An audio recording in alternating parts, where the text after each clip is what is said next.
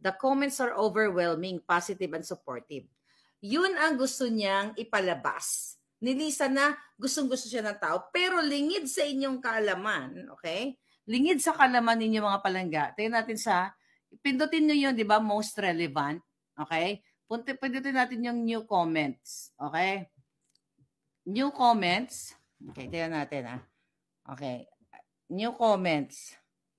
Alright? Nakita nyo yan? Okay? Nakita nyo pa ulit-ulit? Bayad yan. 5 million ang binabayad niya dyan. Sa mga bots na yan. Ano sabi dyan? Good job, good job. Kaya ganun ang sinasabi ng AI na puro papuri. Okay? Nakita nyo? Buksan natin yan. Ano sinasabi dyan?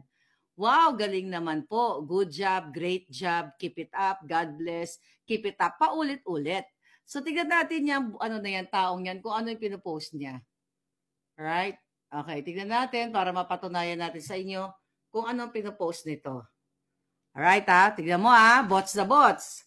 Okay, angat natin. So, ang chinek ko na to kanina, it's either papuri. Dalawa lang yan, papuri kay Romualdez, kay Arneta, kay Tambaluslos, sa lahat ng mga bangag, okay? Or panira kay Duterte. Okay? Hanap tayo uli ng isang, ng another bots. Ayan. Nakita nyo mga kababayan? Keep it up. Now, mayroon bang ganyan paulit-ulit? Beatrice. Yan, tignan natin. Paulit-ulit. Yan daw ay, ayan, ang dami, para lumabas sa kanilang AI na maganda yung sinasabi. Copy-paste lang yan. Tignan natin kung anong pinapost nito ni Beatrice. Okay? Magkakaparehong posting yan Okay, nakita nyo? Ayan, si Romualdez. Puro papuri. Okay, hanap tayo pa ng iba para mas maano natin sa inyo. Maipakita natin sa inyo kung ano yung sinasabi ng ating informante. Alright, ito. Okay. Tulad dito. Ayan.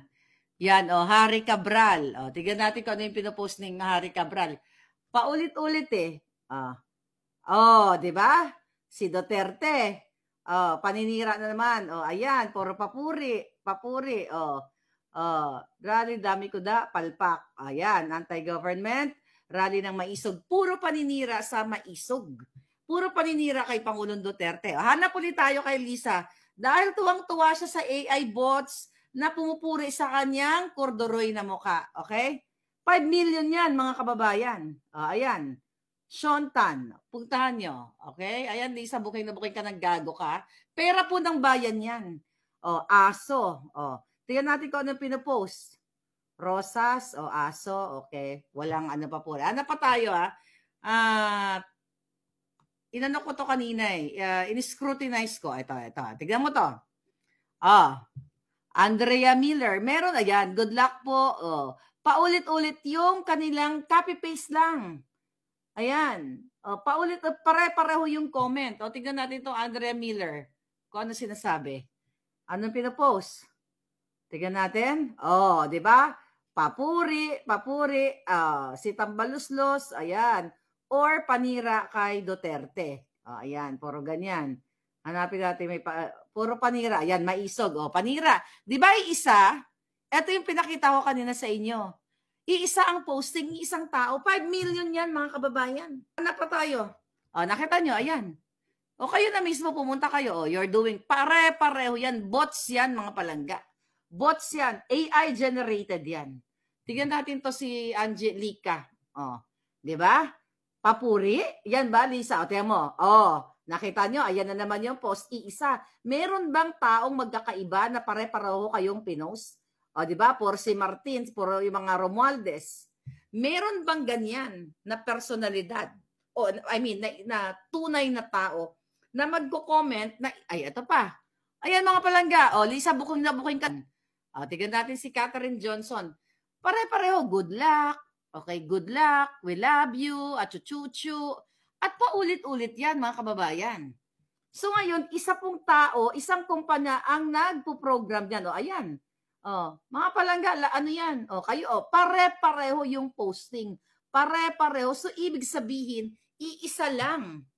Mga kababayan, isang kumpanya lang ang gumagawa nito. At kayo po ang nagbabayad nito, mga palangga. 5 million pesos. O, hanap pa tayo. Ayan, o, tingnan mo. Ayan na naman, nag-iisang first lady. Ayan. So, meron bang ganyan paulit-ulit? Bakit ka magpo-post ng ganyan paulit-ulit? At tingnan natin ang ano niya, ang sinishare niya. O, medyo iba ang sinishare. Okay? O, ayan, Pangulong Duterte. Puro paninira. Kaya pa natin, meron, ito pa.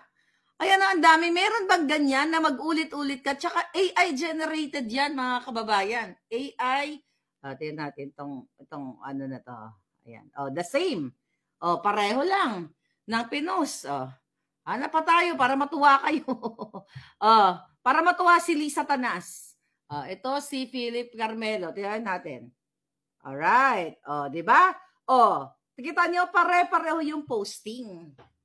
Pare-pareho, tignan nyo na lang dun, mga babayan. So, 5 million pesos po, gusto niyang gumanda ang imahe niya.